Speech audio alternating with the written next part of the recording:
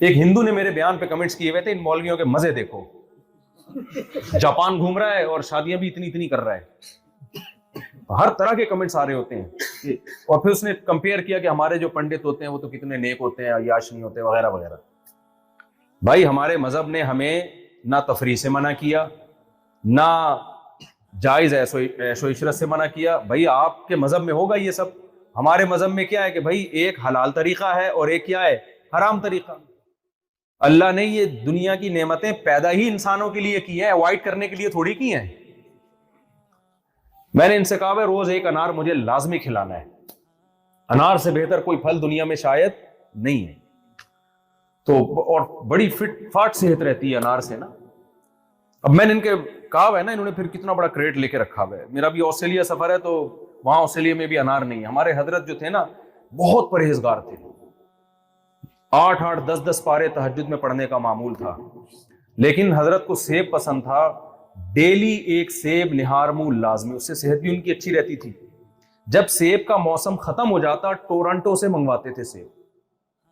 اب کوئی ان کی زندگی دیکھ کے بولے عیاشی ہے یار، یہ کیا ہے سیب کے بغیر چند دن گزار. بھائی ان کے پاس اللہ کا دیا بہت کچھ تھا، انہوں نے کہا ڈیلی میں نے سیب کھانا ہے، یہاں ختم ہو گیا کوئی مسئلہ نہیں، کہاں سے آئے گا، جہاں ہے وہاں سے منگواؤں گا. تو اس کو عیاشی نہیں کہتے بھائی، اس کو کہتے ہیں اللہ کی جائز نعمتوں سے لطف اندوز ہونا. اہل اللہ کو اللہ نے دل بڑا دیا ہوتا ہے تو وہ پیسے بچا بچا کے نہیں رکھتے ہیں. اب حضرت چاہتے تو نہ منگواتے ٹورنٹو سے، اس پیسے سے بحریہ ٹاؤن میں 6 پلاٹ خرید لیتے. کیا خیال ہے؟ تو بھائی حدیث میں آتا ہے یقول العبد مالی مالی، انسان کہتا ہے میرا مال میرا مال. آپ صلی اللہ علیہ وسلم نے فرمایا تیرا مال صرف وہ ہے جو تو نے کھا کے ختم کر دیا. انار کھائی اور پیٹی کیا ہو گئی، ختم. سیب کھائے اور پیٹی کیا کر دی، ختم. وہ تیرا مال ہے، لگ گیا باڈی کو. اور جو پہن کے پرانا کر دیا وہ بھی تیرا مال ہے، باقی سارا تیرے وارثوں کا ہے، تیرا نہیں ہے. قبر میں لے کے جائے گا کیا؟ آپ کہہ سکتے ہو چلو وارثوں کا بھی تو ہو گیا نا، تو وارثوں کا کون سا اپنا ہے؟ ان کا بھی اس میں سے وہ جو ہے جو خربوزے ابا چھوڑ کے گئے وہ کھا لیے انہوں نے، باقی وہ ان کی بھی سارا کہاں جائے گا آ کے ان کے وارثوں میں. وہ کون سا اس سے فل انجوائے کر سکتے ہیں؟ اور ویسے بھی وراثت میں فری پھوکٹ میں جو پیسہ ملتا ہے اکثر برباد ہی ہوتا ہے. خیر پھر بھی اپنے بچوں کے لیے کچھ چھوڑ کے جانا، یہ شریعت کا حکم ہے. ایسا نہ ہو کہ سارے انار کی پیٹی بحریہ ٹاؤن کے آپ نے کچھ بنا لیا ہوگا تو بیچ کے پیٹیاں ہی خرید کے کھانا شروع کر دیں. ہر چیز کا ایک مطلب ہوتا ہے نا، ایز اٹ از نہیں لیا جاتا. مقصد یہ کہ یہ شریعت میں ممنوع یہ نہیں ہے کہ آپ کو اللہ نے کوئی نعمت دی ہو تو آپ اس سے فائدہ اٹھائیں. اللیگل ہو، اللیگل نہ ہو، اللہ کی طرف سے وہ کیا ہو.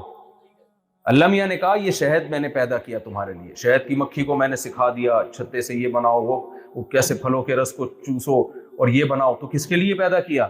انسانوں کے لیے. لہذا ناشتے میں اگر کوئی شہد کھا رہا ہے اور غلطی سے ولاگ میں یا کہیں کیمرے میں آ گیا کہ مولوی صاحب شہد میں روٹی ڈبو ڈبو کے کھا رہے ہیں، تو اعتراض بنتا نہیں ہے. کیونکہ اللہ نے سورہ نحل کہتے ہیں شہد کی مکھی کو، شہد کی مکھی کے نام پہ پوری سورت کا نام رکھ دیا.